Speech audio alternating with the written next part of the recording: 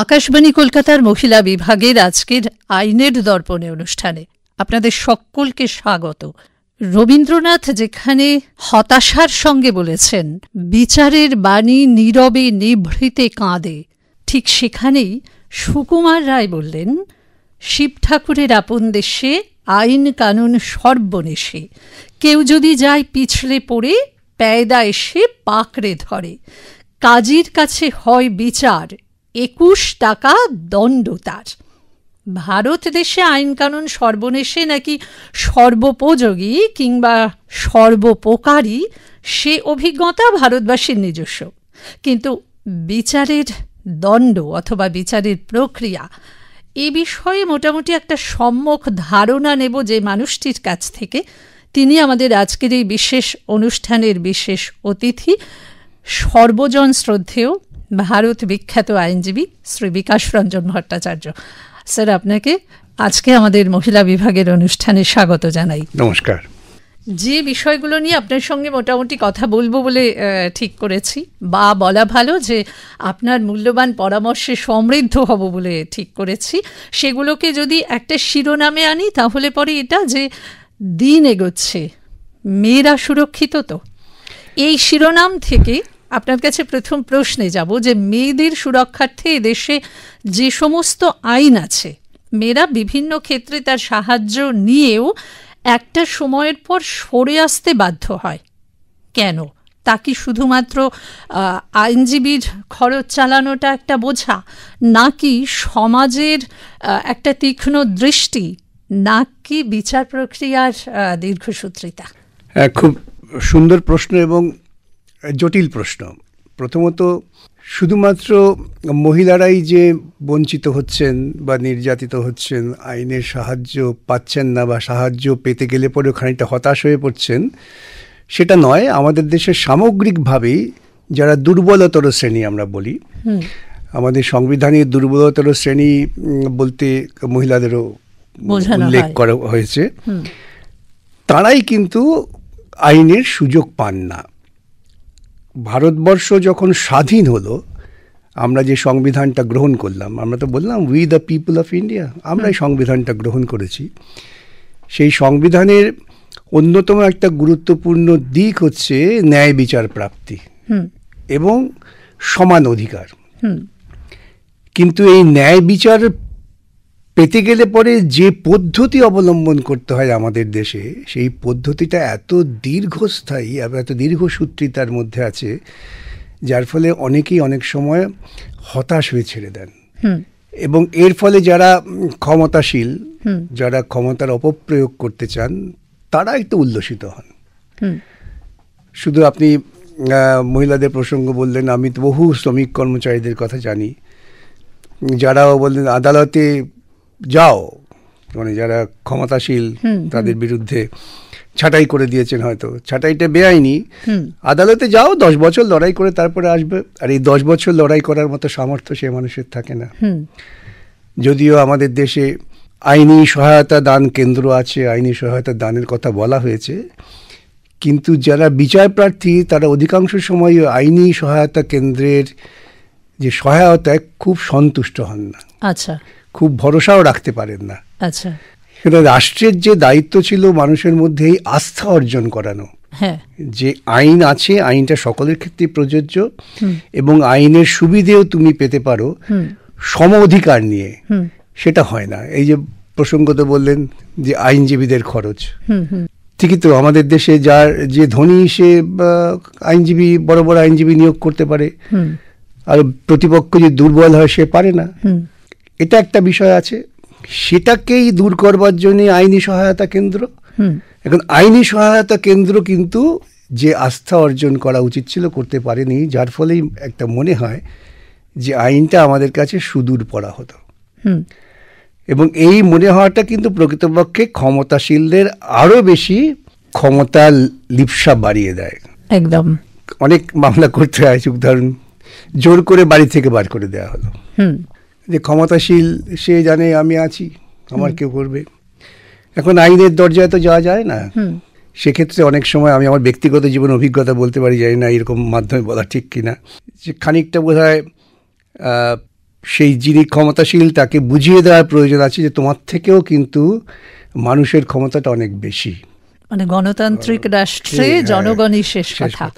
কিন্তু এই পদ্ধতিটা কজন পারে? আমি আবার ব্যক্তিগত বসে বলেই দিই, আমি তখন কলেজের ছাত্র এলাকায় বিভিন্নভাবে পরিচিত একজন খুবই নির্যাতিতা শ্রেণীর এক মহিলা, তিনি কাঁদতে কাঁদতে এলেন কি যে তাকে ঘর থেকে বার করে দেওয়া হয়েছে, তার উপজীব্য তার দেহ। কি করুণ অবস্থা বুঝুন। আমরা গিয়ে দেখি কি একটা হাঁড়ি, একটা কড়া, একটা ছোট্ট উনুন আর একটা ওই মানে চাদর, 17 ইঞ্চি বালিশ শুকে থাকে, এই তার সম্পদ, তাকে বার করে দিয়েছে। এখন তার যে মালিক তাকে গিয়ে বললাম যে বার করলেন কেন? তো সে আইনের পথে যাও। তখন একটু বেআইনি পথ নিতে হয়েছিল আমাকে ওই মহিলাকে তার ঘরে পৌঁছে দেওয়ার জন্য। আইন যারা কার্যকর করবেন তারা যদি কঠোর হন এবং আইন মেনে কাজ করেন তাহলে এই সমস্তগুলো তৈরি হয় না। এই যে বললেন যে আইনের কাছে যাও, এদেশের সাধারণ মানুষের কাছে আইনি সহায়তার প্রথম ধাপ হচ্ছে লোকাল পুলিশ স্টেশন বা থানা, কিন্তু থানা প্রায়শই দেখা যায় সঠিক সুরাহা দেয় না অথবা যথাযথ সহযোগিতা করে না। একজন সাধারণ মানুষ যখন থানার থেকে যথাযথ সাহায্য বা সহযোগিতা না পাবে তখন সে কি করবে? এটাই হচ্ছে প্রশ্ন। এখানেই হচ্ছে যে প্রশাসনে আমরা কাদের দায়িত্ব দিচ্ছি। প্রশাসনের যারা দায়িত্বপ্রাপ্ত হচ্ছেন তারা কি প্রশাসনিক দায়িত্বটাকে কঠোরভাবে যারা দুর্বলতর শ্রেণী তাদের জন্যে ব্যবহার করছেন, নাকি দুর্বলতর শ্রেণীকে অবহেলা করে ক্ষমতাশীলের পৃষ্ঠপোষণা করছেন? এটা একটা গুরুত্বপূর্ণ বিষয়। সেই জন্যেই এই যে প্রশাসনিক ব্যবস্থাগুলো গড়ে উঠেছে আমাদের ভারতবর্ষে, তাকে আরও বেশি গণতান্ত্রিক হতে হবে। আচ্ছা। এবং তাকে অনেক বেশি স্বাধীনতা দিতে হবে। আমি যদি থানার ওসি তাকিয়ে থাকি যে আমার ট্রান্সফার হয়ে যাবে কালকে ওখানে, আমি যদি অমুক দাদার কথা না চলি, তাহলে তো সে প্রশাসন স্বাধীনভাবে কাজ করতে পারবে না। একদম। অতএব সবার উপরে দরকার হচ্ছে রাজনৈতিক প্রশাসক হিসেবে যারা থাকবেন তাদের নিবিড়ভাবে আইন মেনে চলার প্রবণতা এবং প্রশাসনিক কাজে সরাসরি হস্তক্ষেপ না করার দৃঢ়তা। এই দুটো যতক্ষণ না হচ্ছে ততক্ষণ, এই যে আপনি বললেন গরিব মানুষ থানায় গেলেন, অফিসার ইনচার্জ বললেন দাঁড়া দেখছি, মানে ওই প্রক্রিয়াটা চলতে থাকবে। আর যে গরিব তাকে যে সরিয়েছে সে তো অনেক ক্ষমতাশীল। সে তো আমাদের দেশে মাঝে মাঝে সুপ্রিম কোর্ট হাইকোর্টে বলেন যে মাসল পাওয়ার আর মানি পাওয়ার তারাই কন্ট্রোল করে তো দুর্ভাগ্যজনকভাবে। এবং সেটা বাস্তব। এই যে আপনি মানে আপনার কথার সূত্র ধরেই আসি যে কর্মক্ষেত্রের থেকে দূরে বদলি বা এই সব 2025 সালে দাঁড়িয়েও আজকেও দেখা যায় যে, আজকে বলতে আজকের সময়েও দেখা যায় যে কর্মক্ষেত্রে চাকরিটা বজায় রাখতে অথবা পদোন্নতির কারণে অথবা আরও নানান কারণে মেয়েদের বিভিন্নভাবে যৌন হেনস্থা অথবা যৌন ইঙ্গিতের শিকার হতে হয়। তাহলে কি সমাজ এগোচ্ছে না, শুধুই বছর এগোচ্ছে? সমাজ এগোচ্ছে না বলবো না, কিন্তু যে গতিতে সমাজের এগোবার কথা, যে উদারতা নিয়ে সমাজের বিকশিত হওয়ার কথা, সেটা হচ্ছে না। আবারও বলি, তার কারণ হচ্ছে যে রাজনৈতিক প্রশাসক যারা আছেন তারা এই প্রশাসনিক সংস্থাগুলোকে স্বাধীনভাবে কাজ করবার মতো পরিসর দিচ্ছেন না। আর কি একটা সামাজিক নিরাপত্তাহীনতা। একজন কর্মজীবী মানুষ যদি জানতেন যে আজকে আমার এখানে কাজ চলে গেলে আমি কালকে আরেক জায়গায় কাজ পাবো, আমার পরিবারটা না খেয়ে মরবে না, তবে তিনি কিন্তু অনেক সাহসিকতার সঙ্গে স্বাধীনভাবে কাজ করতে পারতেন। বিশেষ করে কর্মক্ষেত্রে নারীরা, তারা যদি জানতেন যে আমি আজকে যদি এই বসের এখানে কাজ না করি কালকে আমি আরেকটা জায়গায় যেতে পারবো, তবে তারাও কিন্তু অনেক প্রতিবাদী হয়ে উঠতে পারেন। আমাদের সমাজে যেহেতু একটা অর্থনৈতিক নিরাপত্তাহীনতা আছে, সেটা নিয়ে যায় আমাদের সামাজিক নিরাপত্তাহীনতায়, তা থেকেই এই বিষয়গুলো উঠে আসে। আচ্ছা, সেই জন্য মূল প্রশ্ন হচ্ছে যে আমরা আমাদের রাজনৈতিক প্রশাসকদের কত বেশি গণতান্ত্রিক করতে পারি সেই দিকে আমাদের নজর রাখতে হবে। আচ্ছা স্যার, এবারে আসি খুব চলমান একটা সমস্যায়, সেটা হলো এই সময়ে দাঁড়িয়ে একটা বড় ক্রাইম হচ্ছে সাইবার ক্রাইম। আইনি সহায়তা নিয়ে সাইবার ক্রাইমের সমাধান কতখানি সম্ভব বলে আপনার মনে হয়? সম্ভব, যে কোনো সমাধান আমাদের আইনি সহায়তা নিয়ে করতে হবে, কিন্তু কথা হচ্ছে সাইবার ক্রাইমের অপরাধটা এত দ্রুত মানুষকে আঘাত করে, তার সমাধান পেতে সময় লাগে। এটা তো খুব উন্নত মানের একটা বৈজ্ঞানিক প্রকৌশল। একদম। সেই বৈজ্ঞানিক প্রকৌশলের দক্ষতা আমাদের বিভিন্ন সংস্থা, পুলিশ বলুন বা অন্যান্য যে সমস্ত প্রশাসনিক সংস্থা, তাদের আছে কি, এটা প্রশ্ন ওঠে। অর্থাৎ তাদেরও আমরা যথাযথভাবে কি উন্নত করতে পেরেছি এই প্রকৌশল সম্পর্কে, সেখানে ঘাটতি আছে। সেজন্য এই সাইবার ক্রাইম, ধরুন আজকে দুম করে আপনাকে ফোন করে আপনার ছবি তুলে বললো আপনি সামাজিক লজ্জা, এই জায়গাটাতেই আসছিলাম যে উন্নত প্রযুক্তিকে ব্যবহার করে বিভিন্নভাবে মেয়েদের বিভিন্ন ছবি তোলা হয় এবং তারপর ব্ল্যাকমেইল করা হয়। এটা কি রোধ করা সম্ভব? এটা রোধ করা সম্ভব, ওই যে বললাম মানসিকতার প্রশ্ন। এখানে কিন্তু প্রযুক্তি দিয়ে রোধ করা যাবে না। কেন যদি আমি আইনের দিকে সম্ভব হলে, আপনার ছবি তুলে সেটা বাজারে ছেড়ে দেওয়া হলো পরিকল্পনা করে, সেটা বাজারে চলে গেল, আপনি তো আইনে যাচ্ছেন পরে, তাতে যিনি অপরাধটা করলেন তার সাজা হলো, কিন্তু সেই সাজায় আপনার যে সামাজিক অবমূল্যায়ন হলো সেটাকে তো প্রতিরোধ করা গেল না। সেটাই। এবং আমাদের সমাজটাকে আমরা কিন্তু মানসিকভাবে উন্নত করতে পারিনি, কেন আমরা সকলেই খুব মনে করি যে এই ঘটনা ঘটেছে যখন, তখন ওই মহিলাটি দুষ্ট, খারাপ। কিন্তু এই যে একটা নেতিবাচক মানসিকতা আমাদের আছে, পুরুষতান্ত্রিক মানসিকতা, সেই পুরুষতান্ত্রিক মানসিকতার শিকার হই আমরা বেশ অধিকাংশ ক্ষেত্রে, যেখানে মহিলারা যুক্ত। যদি সেই মানসিকতা থেকে আমরা উঠে আসতে পারতাম, তাহলে কিন্তু এতটা অবজ্ঞা, এতটা অবহেলায় মেয়েদের পড়তে হতো না। সে যদি মনে করতো যে আমি স্বাধীন মানুষ হিসেবে আমার এটা ঘটেছে, আমি বুঝবো, সমাজ আমাকে ভিন্ন চোখে দেখবে না, তাহলে কিন্তু যারা সাইবার ক্রাইম করছেন তারা দেখতেন এসব করে লাভ নেই, কিছু হবে না। কিন্তু তারা দেখছেন যে এই ছবিটা তুলে বাজার ছাড়তে পারি, আমি সহজেই ব্ল্যাকমেইল করতে পারবো, এটাই হচ্ছে সমস্যা। না, এইরকম পরিস্থিতির মুখোমুখি কোনো মহিলা হলে তিনি কি করবেন? উপায় কি? তাকে তো যেতেই হবে, সাইবার ক্রাইমের পুলিশের সাহায্য নিতে হবে, তাতে অপরাধী ধরা পড়লো। আমার যেটা বক্তব্য, যে একটা হচ্ছে অপরাধীকে চিহ্নিত করে তাকে ধরা হলো, তাকে সাজা দেওয়া হলো, কিন্তু যে অপরাধটা তিনি সংগঠিত করলেন তার যে সামাজিক অভিঘাত, সেই সামাজিক অভিঘাতটা কি করে মেয়েরা সামাল দেবেন? সেক্ষেত্রে সামাজিকভাবে আমাদের অনেক বেশি উদার হওয়া উচিত চিন্তা চেতনার দিক থেকে। এই প্রচারটাও কিন্তু করা উচিত, সমানভাবে হওয়া উচিত। পুরুষতান্ত্রিক যে ঝোঁক, তার বিরুদ্ধে আমাদের আরো তীব্র দৃষ্টিতে সমালোচনা করা উচিত। আচ্ছা, এবার একটু আসি, ভারতীয় আইনের বেশ কয়েকটা ধারাকে নতুন নামে নতুন ভাবে ভাবা হয়েছে শিশুদের এবং নারীদের সুরক্ষা দিতে, কিন্তু সাম্প্রতিক বিভিন্ন ঘটনাবলী দেখে এটা কি নিশ্চিত করে বলা যায় যে এইসব আইন প্রয়োগ করে আর কখনো শিশু কন্যারা অথবা নারীরা নির্যাতিতা হবেন না? দেখুন, নতুন আইনে নতুন কিছু নেই।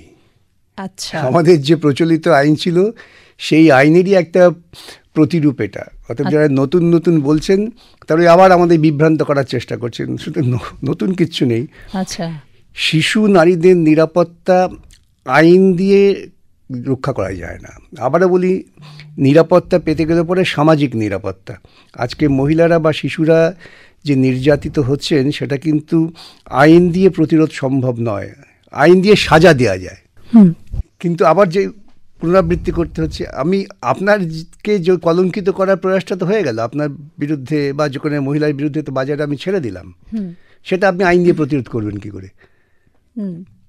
তাই না? আইনে এই যে খুন হচ্ছে, সবাই জানে এটা অপরাধ, তো খুন তো হচ্ছে, সেটা আইন দিয়ে কি খুন ঠেকানো যাচ্ছে? আইন দিয়ে হয়তো আমি যিনি খুন করলেন তার সাজা দিলাম, কিন্তু তাতে কিন্তু এই খুন করার মানসিকতা বা খুন করার পরিবেশটা যাচ্ছে না, অপরাধ ঘটাবার পরিবেশটা রয়ে যাচ্ছে। আইন সেটা প্রতিষেধকের কাজ করছেন, প্রতিরোধকের নয়।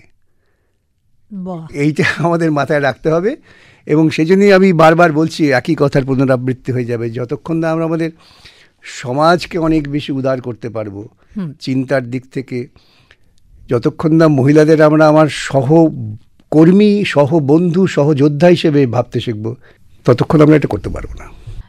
সেটা তো হলো একটা দিক, যে মানুষকে সামাজিকভাবে উন্নত হতে হবে, কিন্তু আরেকটি দিক যদি বলি, যে যখন একটি শিশু বা একটি মেয়ে সাফার করলো, তখন তার পরিবার কিভাবে আইনের দ্বারস্থ হবে গেল আজকে, এবং আইন কিভাবে তার পাশে কি হবে আজকে? দাঁড়াবে? ধরুন আজকে একজন ধর্ষিতা গিয়ে অভিযোগ করলেন, ধর্ষণ তো হয়ে গেছে, আইন কি করবে? ধর্ষককে খুঁজে বার করবে, তাকে সাজা দেবে। কিন্তু এই যে ধর্ষণটাকে তো আইন ঠেকাতে পারলো না। যে উদাহরণটা দিলাম, যে খুন করা অপরাধ সবাই জানে, কিন্তু খুন তো হচ্ছে। ধর্ষণ করা অপরাধ সবাই জানে, ধর্ষণ তো হচ্ছে। আমি সাজা দিয়ে কি 2-4টে ফাঁসি দিয়ে ধর্ষণ বন্ধ করতে পারছি? না, পাচ্ছি না। ধর্ষণ বন্ধ করতে গেলে যেটা সামাজিক নিরাপত্তা, মহিলা বলুন, পুরুষ বলুন, শিশু বলুন, সকলের যে সামাজিক নিরাপত্তা, সেই নিরাপত্তাটা আপনাকে সামাজিকভাবেই নিয়ন্ত্রণ করতে হবে, আইন দিয়ে নিয়ন্ত্রণ করা যায় না। আবার বলি, আইন সাজা দিতে পারে, কিন্তু ঘটনা যাতে না ঘটে সেটা ঘটাতে পারে না। বেশ, নারীদের নিয়ে কথা হলো, শিশুদের নিয়ে কথা হলো। প্রতিটা মানুষ যে নারীর জন্য পৃথিবীর আলো দেখে, মা, তিনিও তো একজন নারী। অথচ একটা বয়সের পর প্রায় প্রতিটি সংসারে কম বেশি কোথাও তিনি অবহেলিতা, কোথাও তিনি নির্যাতিতা। মায়ের সুরক্ষার কথা, মায়ের নিরাপত্তার কথা ভারতীয় সংবিধান কি ভাবেনি? ভেবেছেন, ভারতীয় সংবিধান সমস্ত মানুষের সুরক্ষার কথাই ভেবেছেন। তাহলে একজন মা যখন অবহেলিতা বা নির্যাতিতা হবেন, তখন তিনি কিভাবে আইনের দ্বারস্থ হবেন বা কি সাহায্য পাবেন? সাম্প্রতিক একটি আইন করা হয়েছে যে যারা বয়স্ক সিটিজেন, যাতে বলা হয় সিনিয়র সিটিজেন, তাদের সুরক্ষার দায়িত্ব পরিবারের লোককে নিতে হবে। এবং অনেক ক্ষেত্রে দেখবেন যে বাবা মা হয়তো তিনি তার নিজের বাড়িতে আছেন, ছেলে বিয়ে দেওয়ার পর বৌমা এসে অশান্তি করছেন, এখন আইন কঠোর হয়েছে, তাহলে তুমি তোমার বউকে নিয়ে অন্য কোথাও থেকে যাও। আচ্ছা, সেসব আইন হয়েছে। কিন্তু পারিবারিকভাবে আবারও বলি, এটা একটা সামাজিক নিরাপত্তাহীনতা থেকে হয়। যে আমার মা বাবা আমাকে বড় করেছেন, তারা বয়স্ক হয়ে গেছে, তারা বাতিল, কারণ তাকে দেখবার মতো সামর্থ্য আমার নেই, বা দেখবার সামর্থ্য থাকলেও তার আর কি প্রয়োজন সমাজে। এই মানসিকতা, সেই মানসিকতার ফলেই কিন্তু আজকে এত ঘটনা ঘটছে যেখানে বয়স্ক মা বাবারা অসহায়ভাবে নির্যাতিতা হচ্ছেন। এমন ঘটনা হচ্ছে, ছেলে জমি বিক্রি করে মার থেকে টাকা নিয়ে, চলো মা তোমায় বিদেশে নিয়ে যাচ্ছি বলে এয়ারপোর্টে মাকে রেখে চলে গেছে। একদম। কি করবেন আপনি? না, সেটা যেমন ঠিক, তেমনি সেই মুহূর্তে দাঁড়িয়ে তো সেই মানুষটা অসহায়, তার সেই মুহূর্তে একটা সাহায্যের হাত দরকার। সেই সাহায্যের হাতটা ভারতীয় আইন, সরকার দেখবে। সরকারের এই সমস্ত, সেটা যদি একটু সরকারের কাছে যারা শুনছেন, অসহায় নারী যার কোনো রকম আশ্রয় নেই, অসহায় বৃদ্ধ পুরুষ আশ্রয় নেই, সরকারের এরকম হোম আছে যেখানে তাদের রাখা যায়, সেই রাখার ব্যবস্থা করতে হবে। কিন্তু সেটাও এত অপর্যাপ্ত যে সবসময় সেখানে গিয়েও অনেকে নিরাপত্তার সঙ্গে বসবাস করতে পারছেন না। আইন বলছে যে বয়স্ক পিতামাতাকে রক্ষণাবেক্ষণের দায়িত্ব হচ্ছে সন্তানের, সেই সন্তান যদি উপার্জন কম হয়, তো আইন বলবে তুমি তাকে রক্ষা করো, তুমি তার ভাতা দাও। কিন্তু সেটা আবার তখন তিনি আইনের সাহায্য নিতে পারেন, আদালতে যেতে পারেন। আচ্ছা, এইবার যদি একটু বলেন যে, যদিও আপনি আগে বলেছেন যে যাদের পয়সা দিয়ে খরচা করার মতো নেই, যে আইনজীবীর খরচ চালাবেন দীর্ঘ সময় ধরে, তারা ওই বিনামূল্যে আইনি সহায়তা কেন্দ্রে আছে, সেখানে গিয়ে তারা সহায়তা পেতে পারে। সেটা কি যে কোনো আদালতেই থাকে? হ্যাঁ, সর্বত্র। এটা এখন রাষ্ট্রীয় তহবিল থেকেই এইরকম ব্যবস্থা করা হয়েছে যে আইনি সহায়তা কেন্দ্র, সেখানে যে কোনো বিচার প্রার্থী যার সামর্থ্য নেই নিজস্ব পছন্দের কোনো আইনজীবীকে নিয়োগ করার, তিনি যদি যান সহায়তা কেন্দ্রে, সেখান থেকে তাকে সাহায্য দেওয়া হবে। সেটা সব ক্ষেত্রেই আছে। রাজ্য সরকারই এটা, কেন্দ্রীয় সরকারও এটাকে তার জন্য যথেষ্ট অর্থ বরাদ্দ করেছেন এবং সেই ভিত্তিতে ব্যবস্থাও নেওয়া হয়। মানে এটা দেশের প্রতিটা আদালতেই আছে, ছোট বড় সব জায়গায়। বেশ বেশ স্যার, স্কুল কলেজে, রাস্তাঘাটে, কর্মক্ষেত্রে, এমনকি নিজের বাড়িতে কোথাও কি মেয়েরা সুরক্ষিত নয়? আমি জানি আপনি আবারও বলবেন যে মানসিকতার সুরক্ষিত বটেই, আবার কোথাও কোথাও সুরক্ষিত নয়ও। হ্যাঁ, এটা কিন্তু আবারও বলি সেই ঘুরে ফিরে যে আমাদের মানসিকতা আছে যে মহিলারা সবসময় হচ্ছেন পরনির্ভর, মহিলাদের কোনো স্বাধীন সত্তা নেই। শেখানো হয়েছে জন্মে তুমি পিতামাতার, একটু বড় হলে তুমি অন্য একজন পুরুষের, স্বামীর, তাকে স্বামী বলতে হবে। এই স্বামী কথাটার মধ্যে আমার তীব্র আপত্তি আছে। অনেকে আমাকে বলেন এসব কেন বলো তুমি। স্বামী মানে কি? প্রভু। তিনি প্রভু। প্রভু। তাহলে আমি তার দাস। এই দর্শন চালানো হয়েছে। আমাদের অনেক মহিলাদের বললেই তারা বলেন যে আপনি এসব আবোল তাবোল কথা বলছেন। তারপর তুমি সন্তানের অনুগ্রাহী। তা একটা মানুষের, মহিলার স্বাধীন সত্তা নেই? যদি ভারতবর্ষের সংবিধান বলছে প্রত্যেক মানুষের ইকুয়াল রাইট আছে, তাকে সম অধিকার দিয়ে বাঁচতে দিতে হবে, কিন্তু দার্শনিক মানসিকতা আছে। ঠিক ঠিক। স্যার, আইনকে ভয় পাওয়ানো কি সম্ভব? আইনকে নিয়ন্ত্রণ করা সম্ভব?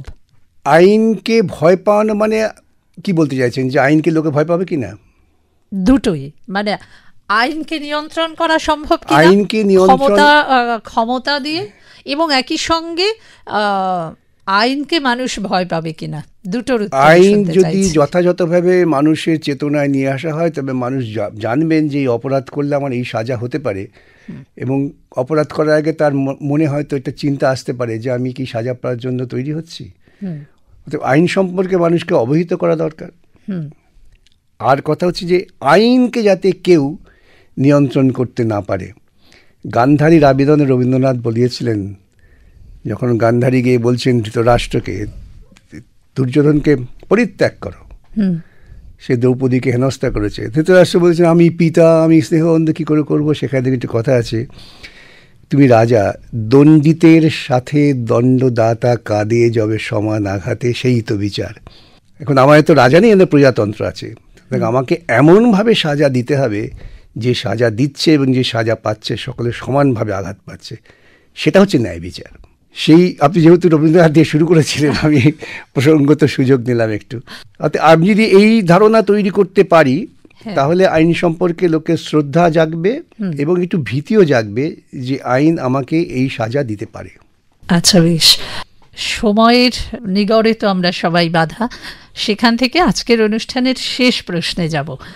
পৃথিবীর বৃহত্তম গণতান্ত্রিক রাষ্ট্র ভারতবর্ষে এমন দিন কি আসা সম্ভব যেদিন আইনি পদক্ষেপের ভয়ে প্রতিটা মানুষ, সর্বোপরি মেয়েরা, সমাজের সব ক্ষেত্রে ভীষণভাবে সুরক্ষিত এবং নিরাপদ থাকবে? নিশ্চয়ই।